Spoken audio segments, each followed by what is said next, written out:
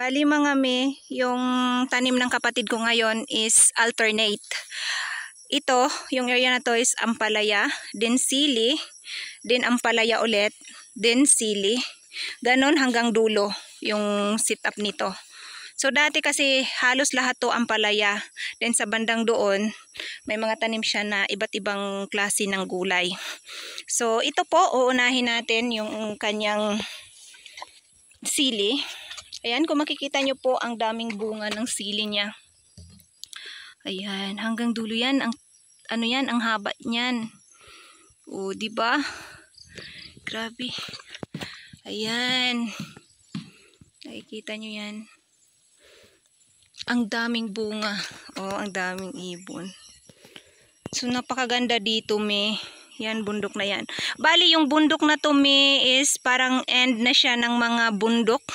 Diba, maraming bundok din. Ito yung pinakamataas na bundok na makikita natin pang nandun tayo sa amin, sa banda doon sa amin. So, ito yung pinakamataas na bundok. Bali, talagang maganda kasi dito kasi malawak yung taniman. So, ayan na nga. Yung mga sili na yan. Ayan. Ang dami niyan, mi. Ang daming bunga. So, diba? Pag masipag ka dito sa bundok, me, talagang mayroon talagang income sa bundok. Kaya lang kailangan mo din magsipag ng sobra, as in, para syempre naman magkaroon ka ng production na maganda. So ayan. So dito sa kabila, ayan, mga ampalaya na yan. Kung makikita nyo, ayan yung ampalaya. So, mga ilang weeks pa lang siguro niya ito na tinanim.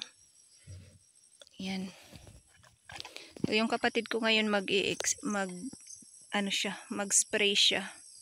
Punta tayo doon sa kanya. So, ayan, me, kung makikita nyo po, ayan, napakaganda ng bunga ngayon ng sili niya. Ang daming bunga. Ano, ma-spray ka na? Aga-spray na siya.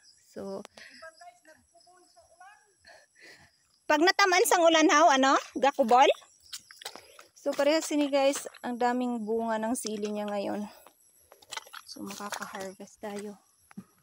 Ayan. Ayan. O, diba? So, yung kapatid ko ngayon, ayan siya. Mag-spray siya sa mga siguro sa mga ampalaya.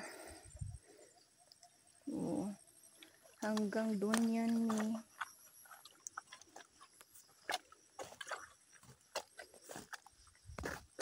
Yan. So dito banda naman is bagong tanim na ampalaya yan.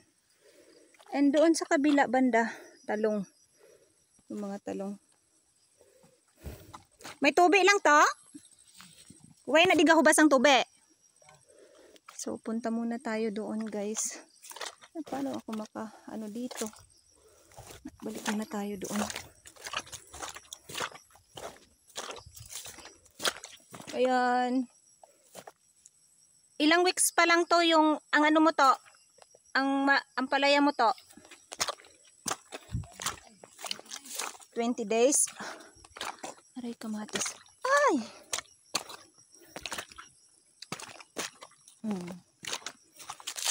Diba?